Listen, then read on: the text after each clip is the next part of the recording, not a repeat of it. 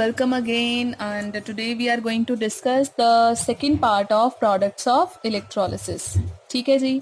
तो last time हमने दो जो फैक्टर्स हैं उनके बेसिस पे प्रोडक्ट्स डिस्कस करे थे। The first one was electrode potential, कि जिसका इलेक्ट्रोड पोटेंशियल ज़्यादा है वही डिपॉजिट होगा पहले।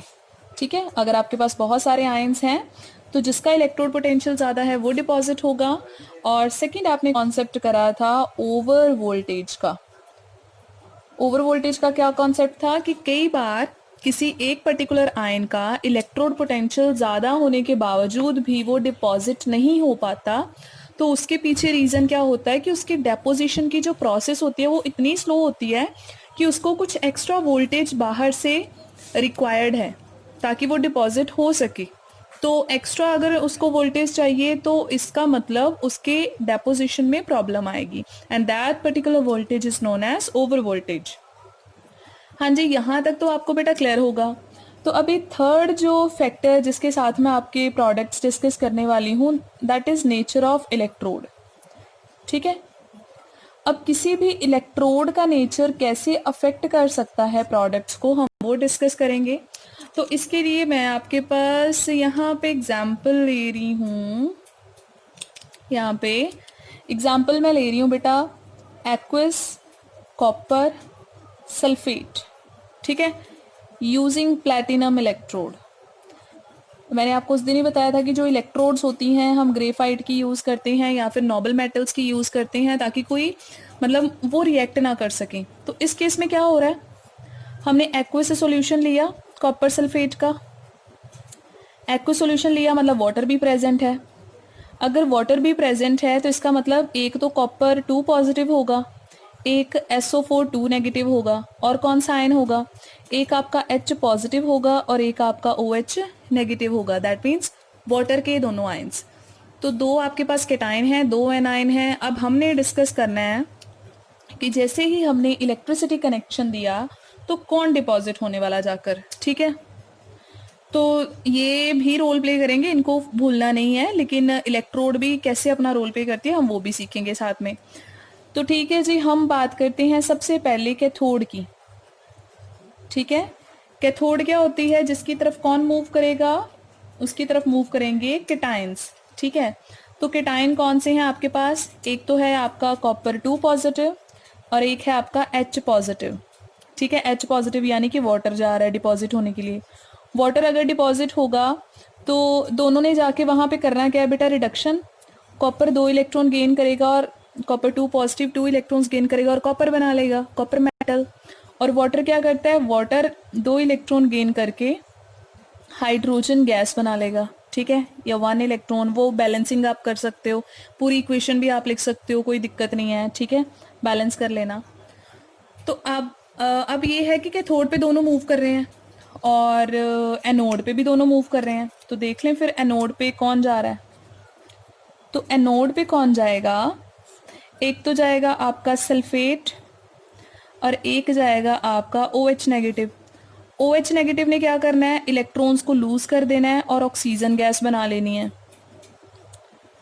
और सल्फेट आपका फर्दर थायोसल्फेट बना लेगा और साथ में इलेक्ट्रॉन्स रिलीज कर देगा।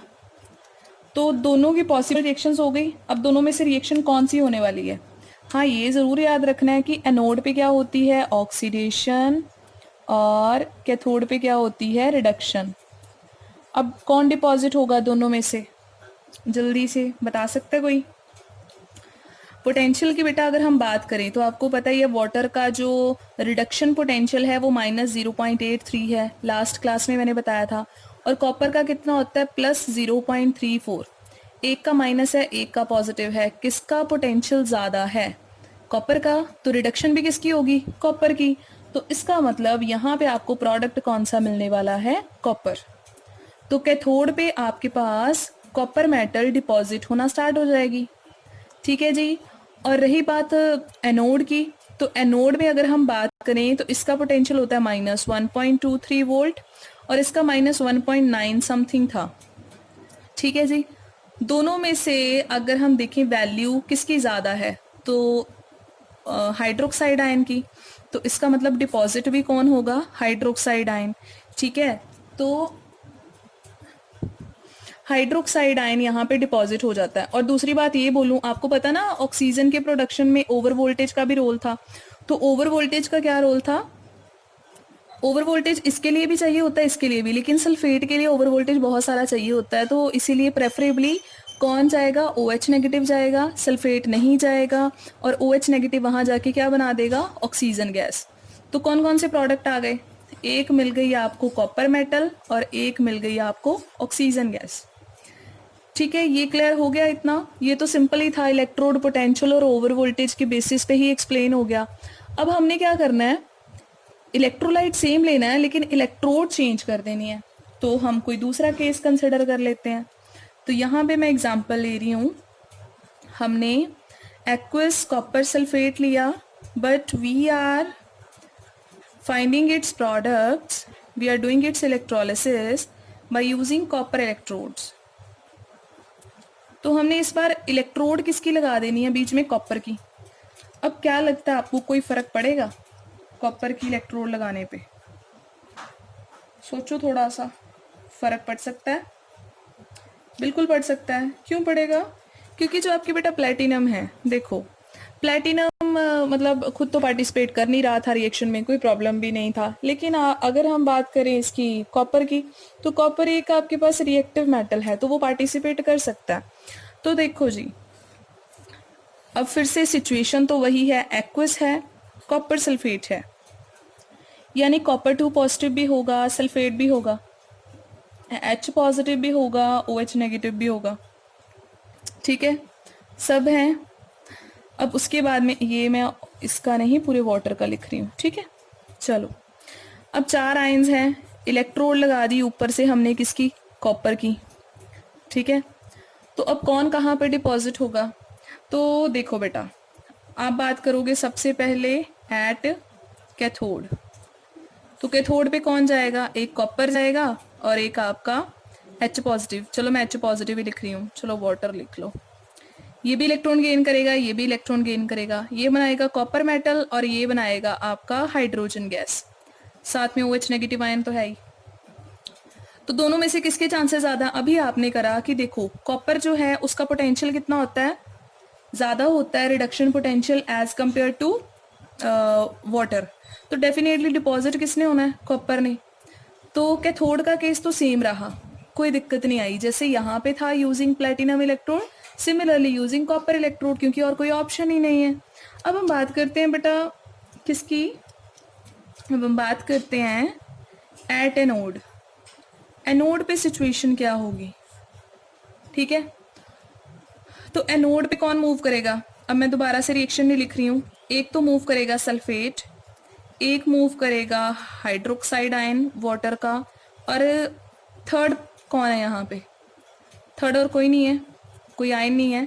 लेकिन आप ये देखो कि जो जिस इलेक्ट्रोड के पास ये लोग मूव करके जा रहे हैं, वो इलेक्ट्रोड किसकी है, कॉपर की है ना। ये दोनों वहां पे जाके करेंगे क्या, ये तो ऑक्सीडेशन ही करेंगे, क्योंकि एनोड पे हमेशा क्या होती है, ऑक्सीडेशन। ये भी जाके ऑक्सीडेशन करेगा, ये भी जाके ऑक्सीडेशन करेगा, तो इलेक्ट्रोड तो कॉपर की बनी हुई है, तो कॉपर भी तो ऑक्सीडेशन कर सकता है, उसके पास भी ऑप्शन है, वो भी रिएक्ट कर सकता है। यहाँ पे तो प्लेटिनम के पास ऑप्शन ही नहीं था, बिकॉज वो इतना लेस रिएक्टिव होता है, इवन लीस्ट रिएक्टिव है, कि वो पार्टिसिपेट करता ही नहीं है, सिर्फ आयंस पार्टिसिपेट करेंगे। यहाँ पे जब ये दोनों आयंस मूव करे तो कॉपर भी अपनी पार्टिसिपेशन दे रहा है, यहाँ पे भी देगा, लेकिन आपको पता ही है ऑलरेडी हमारे पास कॉपर ही ये चल रहा है। ठीक है, अब क्या होगा, तीनों में से हमने ये सोचा था कि इन दोनों में से कोई एक डिपॉजिट होगा, जैसे दोनों में से चांस किसके होते हैं, हाइड्रोक्साइड के, लेकिन हो क्या गया, ना ये डिपॉजिट हुआ ना ये डिपॉजिट हुआ, और रिएक्शन कौन कर गया, कॉपर।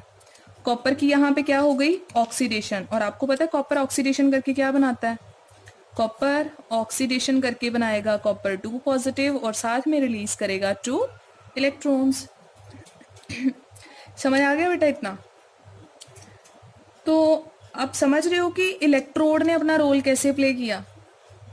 इसका मतलब कि अगर आप कॉपर सल्फेट का इलेक्ट्रोलिसिस कर रहे हो यूजिंग कॉपर इलेक्ट्रोड, तो 2 रिएक्शन हो रही हैं, इनको भूल जाओ, ये वाली को, ऑक्सीडेशन भी सॉरी रिडक्शन भी किसकी होगी, कॉपर की, और ऑक्सीडेशन भी किसकी होगी, कॉपर की, दोनों में से, ठीक है। ऑक्सीडेशन भी कॉपर की और रिडक्शन भी कॉपर की। अब यहाँ पे मैं सम अप इसको कर देती हूँ। तो इसका मतलब ओवरऑल कंक्लूजन ये निकला कि जब हमने एक्वस कॉपर सल्फेट को, यहाँ पे भी एक्वस कॉपर सल्फेट, यहाँ पे हमने यूज़ करी थी प्लेटिनम की इलेक्ट्रोड और यहाँ पे हमने यूज़ करी थी कॉपर की इलेक्ट्रोड। तो जब बेटा कैथोड पे पहुँचे तो कैथोड पे कौन गया, कॉपर गया, क्योंकि उसका पोटेंशियल ज़्यादा था, रिडक्शन पोटेंशियल, तो वो डिपॉजिट हो गया। और यहाँ पे भी सिचुएशन सेम रही, कॉपर का रिडक्शन पोटेंशियल ज़्यादा था एज़ कम्पेयर टू वाटर, तो वो डिपॉजिट हो गया। लेकिन जब बात आई एनोड की, तो एनोड के केसेस में कौन था, एक तो था सल्फेट, एक था हाइड्रोक्साइड, तो ये तो नहीं हुआ डिपॉजिट, इसका पोटेंशियल काफ़ी कम था, है ना। तो कौन डिपॉजिट हुआ, OH, और इसने प्रोडक्ट क्या बना दिया, ऑक्सीजन गैस। लेकिन जब हम आए इस केस में, तो इस केस में क्या हुआ, आपके पास सल्फेट भी पहुंचा, हाइड्रोक्साइड भी पहुंचा, लेकिन डिपॉजिट दोनों में से कोई नहीं हुआ। रीज़न, क्योंकि आपको पता ही है पोटेंशियल मैं यहाँ पे लिख ही देती हूँ, इसका -1.9 था, इसका कितना होगा, इसका होगा हाइड्रोक्साइड का -1.23, ठीक है, और इसका कितना होता है 0.34। तो कौन इजीली डिपॉजिट होगा, सॉरी -0.34, ठीक है। तो तीनों में से देख लो ज़्यादा वैल्यू किसकी है, कॉपर की है, तो कॉपर प्रेफर होगा। कॉपर ने क्या किया, कॉपर 2 पॉजिटिव में कन्वर्ट हो गया और 2 इलेक्ट्रॉन रिलीज कर दिए। और इस प्रोसेस का हम फुल फ़ायदा उठाते हैं। हम फ़ायदा किस में उठाते हैं पता है, हम इसका फ़ायदा उठाते हैं in the purification of copper, जिसको हम इलेक्ट्रोलाइटिक रिफाइनिंग भी बोलते हैं। हम क्या करते हैं इस प्रोसेस में, हम सेल लेते हैं, सेल में हम लोग डालते हैं 2 इलेक्ट्रोड्स, ठीक है, कॉपर की, पॉजिटिव नेगेटिव। नेगेटिव वाली को क्या बोलते हैं हम लोग, कैथोड, और इस वाली को क्या बोलते हैं हम लोग, एनोड। अब इसमें हम लोग क्या करते हैं, हमें कॉपर को प्योरीफाई करना है। तो जो हमारा इम्प्योर कॉपर होता है ना बच्चा, जो हमारा क्या होता है, इम्प्योर कॉपर, तो हम इम्प्योर कॉपर की एक इलेक्ट्रोड बना देते हैं ऐसी, ठीक है। ये इम्प्योर कॉपर था, इम्प्योर कॉपर की एनोड बना देते हैं, मतलब उसको पॉजिटिव टर्मिनल के साथ कनेक्ट कर देते हैं। और जो हमारी दूसरी थी यहाँ पे प्योर कॉपर, ठीक है, प्योर कॉपर के केस में हमने क्या किया, उसको हमने कैथोड बना दिया, कैथोड यानी कि नेगेटिव टर्मिनल के साथ कनेक्ट कर दिया। अब होगा क्या, अब रिएक्शन देखो ऊपर क्या लिखी हुई है मैंने, ध्यान से देखो, बीच में हमने इलेक्ट्रोलाइट डाल देना है कॉपर का, हमने जैसे कॉपर सल्फेट यहाँ पे यूज़ करा हुआ है ना, वो डाल दिया। अब हम चाहते हैं कि ये हमारी इम्प्योर जो कॉपर है ना, ये प्योर हो जाए। तो ये प्योर कैसे होगी, ध्यान से देखो, एनोड पे कौन सी रिएक्शन हो रही है, एनोड पे क्या होगा, आपकी जो इस साइड पे बता रही हूँ, जो कॉपर है वो कॉपर 2 पॉजिटिव में कन्वर्ट हो जाएगी और साथ में इलेक्ट्रॉन रिलीज करेगी। और कैथोड पे क्या होगा, कैथोड पे आपकी कॉपर 2 पॉजिटिव 2 इलेक्ट्रॉन्स गेन करेगी और कॉपर में कन्वर्ट हो जाएगी। अब रिलेट कर सकते हो, जो आपकी इम्प्योर कॉपर थी उसने क्या किया, उसने कॉपर 2 पॉजिटिव में कन्वर्ट हो गई, जो इलेक्ट्रॉन थे वो तो यहाँ आ गए, और जो कॉपर 2 पॉजिटिव था वो कहाँ चला गया, वो तो चला गया सॉल्यूशन में। कॉपर 2 पॉजिटिव कहाँ चला गया, सॉल्यूशन में। अब कैथोड में क्या होना है, कैथोड में वही कॉपर 2 पॉजिटिव चला जाएगा इसके पास, कैथोड के पास इलेक्ट्रॉन गेन करेगा और किस में कन्वर्ट हो जाएगा, प्योर कॉपर में, और वो कॉपर यहाँ पे डिपॉजिट होना स्टार्ट हो जाएगी। तो क्योंकि इसमें इम्प्योरिटीज़ भी थी, तो इम्प्योरिटीज़ तो वापस इधर मूव करेंगी नहीं, इम्प्योरिटीज़ जो होंगी वो यहीं पे घिर के यहाँ पे कलेक्ट होती रहेंगी, जिसको हम एनोड मड बोलते हैं। और जो कॉपर आयन होगा वो सॉल्यूशन में रह जाएगा और वापस से इधर से कॉपर से बना कॉपर 2 पॉजिटिव, और वही कॉपर 2 पॉजिटिव मूव करके कैथोड पे गया और कॉपर मेटल की फॉर्म में डिपॉजिट हो गया, ठीक है। तो प्योरिफिकेशन ऑफ इलेक्ट्रोड्स के लिए हम ये प्रोसेस जो है वो यूज़ करते हैं, ठीक है जी, समझ आ गया होगा अब यहाँ तक, ठीक है। तो ये तो था हमारा सारा कि जो हमारी इलेक्ट्रोड है वो कैसे अफेक्ट कर सकती है, ठीक है। अब हम डिस्कस करेंगे अबाउट फोर्थ फैक्टर, ये एडिशनल बता रही हूँ मैं आपको, इफेक्ट ऑफ कंसंट्रेशन। कंसंट्रेशन कम ज़्यादा करने से क्या इफेक्ट पड़ सकता है या क्या हो सकता है, व्हाट आर द चांसेस। तो इसके लिए मैं केस ले लेती हूँ आपका, सोडियम क्लोराइड का ही कंसिडर कर लें, ठीक है। फिर एक और एग्जांपल बता देती हूँ। तो देखो बेटा, मैंने लिया इस तरफ भी एक्वस NaCl और इस तरफ भी मैंने लिया एक्वस NaCl, ठीक है। ये था मेरा कंसंट्रेटेड और ये था मेरा डाइल्यूट। अब ध्यान से देखो होना क्या है दोनों केसेस में। ये हमने पिछले लेक्चर में करा था कि जब एक्वस NaCl जाता है तो कैथोड पे कौन कौन जाएगा, सोडियम पॉजिटिव जाएगा और एक आपका H पॉजिटिव जाएगा। तो दोनों इलेक्ट्रॉन क्या करेंगे, गेन करेंगे, ये बनाएगा सोडियम मेटल, ये बनाएगा हाइड्रोजन गैस, ठीक है। और एनोड पे कौन कौन जाएगा, एनोड पे जाएगा क्लोरीन, वो क्लोरीन गैस बना देगा। और एक जाएगा आपका OH नेगेटिव, वो क्या करेगा, वो ऑक्सीजन गैस बना देगा। बाकी वो बैलेंस कर लेना, ठीक है। ये थे चांसेस, और इधर भी क्या होंगे, यही होंगे। तो इस तरफ भी मैं लिख दूं फिर, कैथोड के केस में एक Na पॉजिटिव गया, इलेक्ट्रॉन गेन करे, सोडियम मेटल बना दी। H पॉजिटिव गया, इलेक्ट्रॉन गेन करे, हाइड्रोजन गैस बना दी। एनोड पे क्या होगा, Cl नेगेटिव जाएगा, क्लोरीन गैस में कन्वर्ट हो जाएगा, और OH नेगेटिव जाएगा, ऑक्सीजन गैस में कन्वर्ट हो जाएगा, ठीक है। बैलेंसिंग नहीं कर रही हूँ मैं, हाँ जी। अब देखो कंसंट्रेशन का क्या फ़र्क पड़ेगा, ये तो मैंने लिख दी बेटा पॉसिबिलिटीज़, हमारे पास टोटल पॉसिबिलिटीज़ हैं ही इतनी, इसके अलावा तो कुछ है भी नहीं है, ठीक है। तो इन पॉसिबिलिटीज़ में से कौन डिपॉजिट होगा। अगर हम बात करें सोडियम और हाइड्रोजन की, तो दोनों में से पोटेंशियल किसका ज़्यादा होता था, हाइड्रोजन का। तो डिपॉजिट भी कौन होता था, हाइड्रोजन गैस, ठीक है। और यहाँ पे भी देखो, यहाँ पे भी कौन, चलो इसको बाद में डिस्कस करते हैं। यहाँ पे हाइड्रोजन गैस डिपॉजिट होती थी, मैंने लास्ट लेक्चर में डिस्कस किया था कैसे। और एनोड के केस में क्या होता था, जो ऑक्सीजन है उसकी ओवर वोल्टेज बहुत ज़्यादा होती है, तो इसके लिए इसको कवर करने के लिए कौन डिपॉजिट हो जाता था, क्लोरीन। तो आपके पास कौन से प्रोडक्ट बनते थे, हाइड्रोजन गैस, क्लोरीन गैस, और Na और OH सॉल्यूशन में रह के क्या बना देते थे, NaOH। अब हम बात करते हैं कि सपोज हमारे पास जो डाइल्यूट है NaCl, वो क्या करेगा।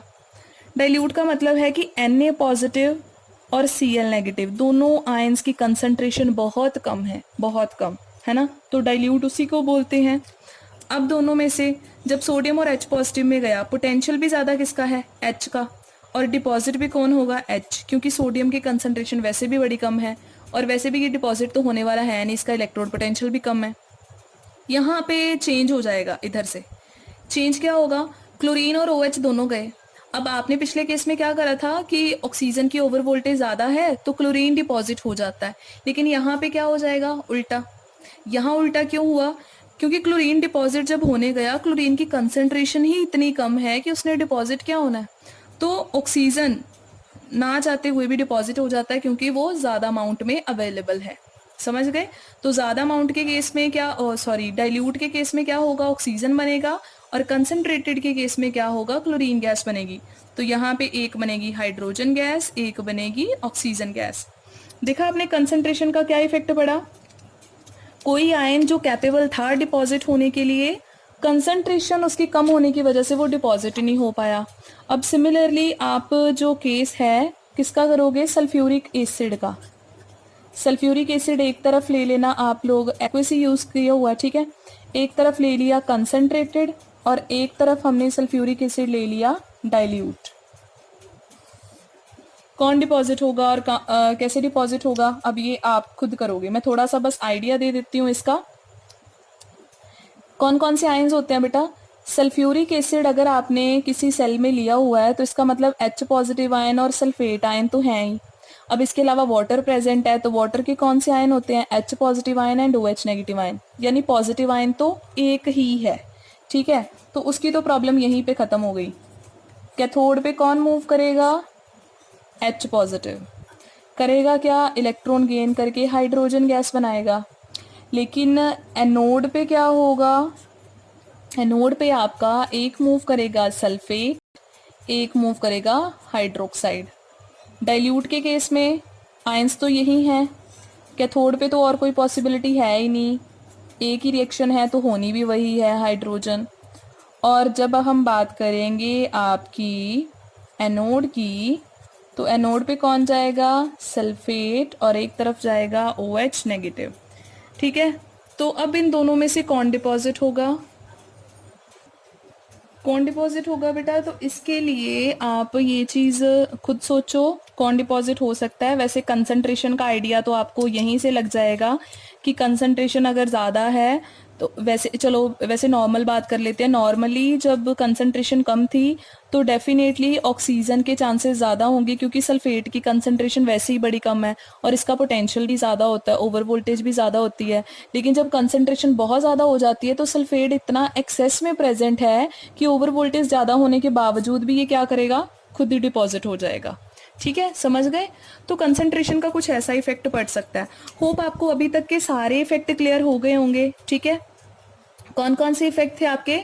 इलेक्ट्रोड पोटेंशियल का रोल, ओवर वोल्टेज का रोल, थर्ड आपका इलेक्ट्रोड का रोल, और फोर्थ कंसंट्रेशन का। ये मैंने कुछ वैसे एडिशनली बता दिया है। और एक चीज़ अब लास्ट में आपको सम अप कर दूं कि देखो, जब आप कोई भी सॉल्ट लोगे ना, कोई भी सॉल्ट, ठीक है, सपोज आपने कोई किसी का फ्लोराइड सॉल्ट लिया है तो उसमें F नेगेटिव होगा, Cl नेगेटिव होगा, Br नेगेटिव होगा, और साथ में आयोडीन नेगेटिव होगा। ठीक है, तो अगर हम बात करें इन सब के कंपैरिजन की, सपोज आपने सोडियम क्लोराइड लिया, सोडियम फ्लोराइड लिया, तो कौन डिपॉजिट होगा? और आपको ये तो पता ही है कि जब आप किसी सॉल्ट को डिजोल्व करते हो वाटर में तो उसमें OH नेगेटिव आयन तो प्रेजेंट होने ही है।